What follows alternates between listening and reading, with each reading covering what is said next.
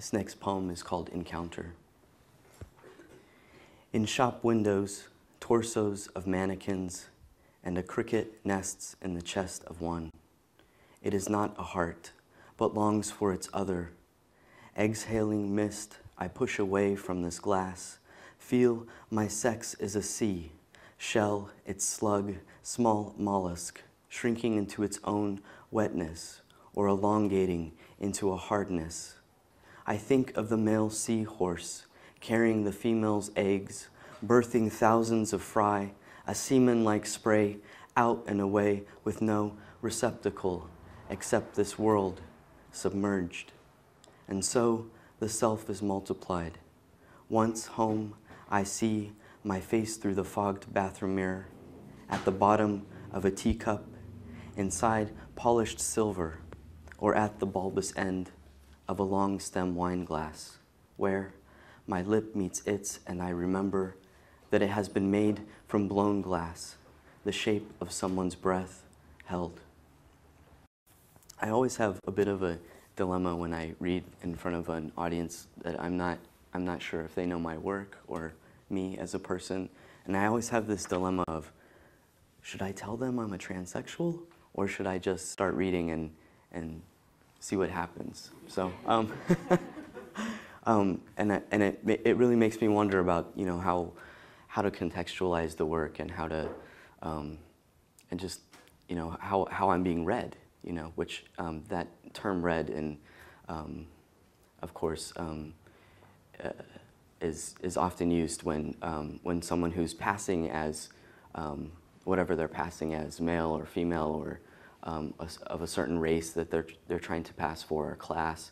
When someone's read, it's like their actual something about them is being discovered, which I think is such an interesting term, that term read, especially in the context of reading poems. So this next poem is called In the Film. A woman tells her therapist she hears rabbits live their whole lives without a noise until killed, then scream, and sound almost human. There is no music, only the clatter of her speech, which ricochets through my head while something lodges in my throat, sharp as a stone shot from the heart sling. Inside the theater, my breath quickens. I am sliding backward, trying to climb a barbed wire fence when I was 10. Tangled up, I wanted to yell for help. I'd been playing war with a boy and winning, until I launched a rock so high I couldn't tell where it would land. It seemed to get lost in the sun, to become the sun for a moment, then fall, striking his skull. A line of red divided his face. I ran, never saw him again. The woman in the movie falls in love, but still feels trapped. I know because one night she makes love in the choir loft of an abandoned church. The roof seems as though it is peeled open, and the camera closes in so I can look down on her. It begins to rain, and when she comes, the noise she makes, breathing heavily into the man's hair, which is long and sways like a curtain back and forth across his face, sounds like singing.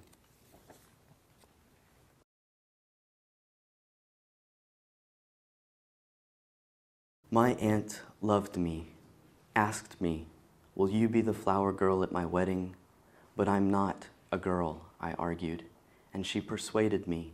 You'll get to throw rose petals onto the aisle, walk before me, both of us crushing them beneath our feet, my gown dragging over them.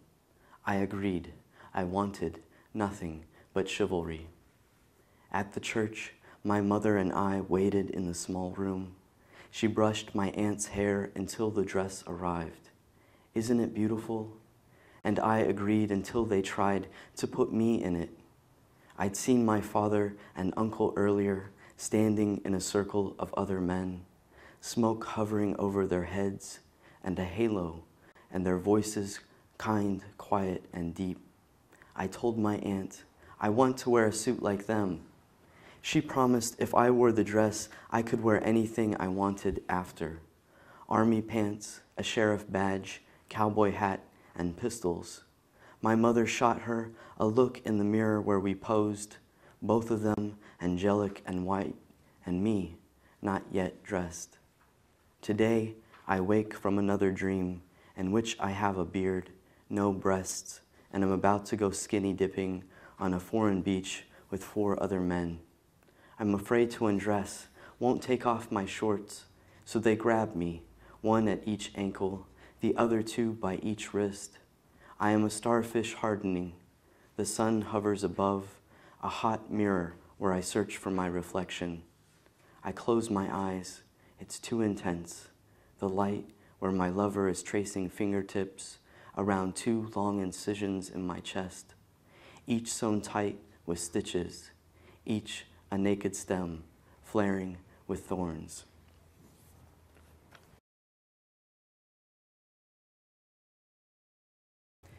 In a parking lot in LA, ice cream trucks sleep with their nursery rhymes turned silent near houses whose barred windows guard those asleep inside.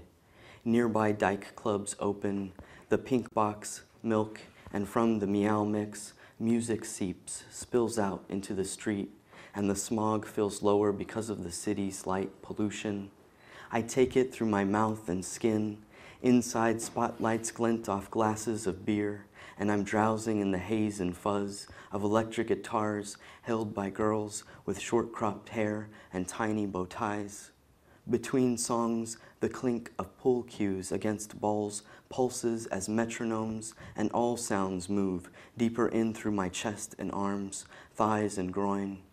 Later, between those parked trucks, easy as breath, my girl knows I can see myself inside her eyes, where she watches me and I become silhouetted and small, simple as the shadow of a tear, a burnt-out matchstick, candlewick, thorn, a thorn I feel bite into my lip when she kisses me with her teeth and her eyes close around me.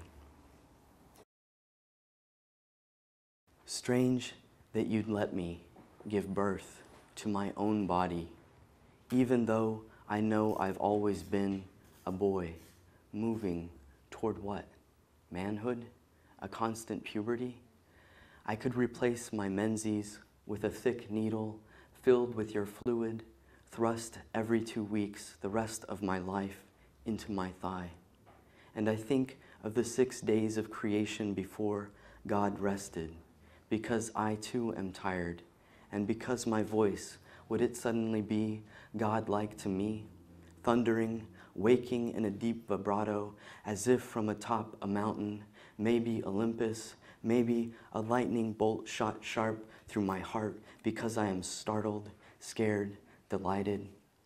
You are the magnetic fields, Elvis and molasses. The first time I heard Nina Simone sing, unsure of her and my own sex at age 13. You are an 18-wheeler ripping through a hailstorm, the umpire breathing over the catcher's shoulder until the ball burns into the mitt, and there's the deep growl ascending. Strike 1. And I am struck hard by the beauty of you. I am again an 8-year-old boy, simply admiring a tree in the schoolyard, my only friend who lifts me so that I can pick its single spring flower, the lowest one, maybe for my mother, maybe my father, but end up placing it inside my first and only dictionary, a gift from my father on the first day of that school year. And later, when it has dried, wilted, I remove it. Only a stain left, small shadow, the handprint of a child, quieting the words. Thank you. Thank you very much.